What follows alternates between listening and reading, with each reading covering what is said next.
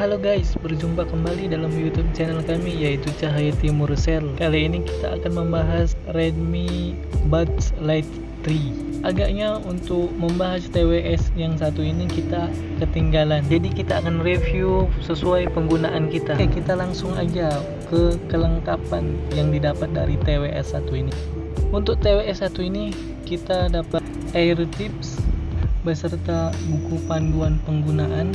Sayangnya untuk Buds Lite 3 ini kita tidak dapat USB chargingnya. Dan untuk tampilan dari Buds Lite 3 ini saya sangat suka karena emang nyaman di telinga dan bentuknya pas. Untuk tampilan budsnya kesan barang mahal gitu.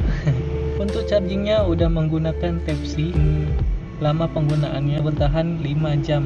Juga sudah menggunakan kontrol sentuh. Tapi sayangnya bukan untuk volume up dan down, tapi lebih ke ketuk untuk menjawab telepon atau next lagu, menolak panggilan, memutar dan menjeda lagu, dan mengaktifkan dan menonaktifkan mode latensi rendah. Buds ini juga sudah rancang secara profesional dengan fitur tahan debu dan percikan air. Dan untuk bagian dari suara Buds Lite 3 ini, untuk suaranya bagian bass menurut saya cukup tipis. Ini cocok untuk Anda yang memang gak terlalu suka bass yang terlalu besar. Tapi untuk Anda yang memang suka bass besar, kemungkinan bisa dibantu dengan dukungan fitur di HP-nya pakai equalizer. Untuk warna dari Buds Lite 3 ini tersedia dua buah warna,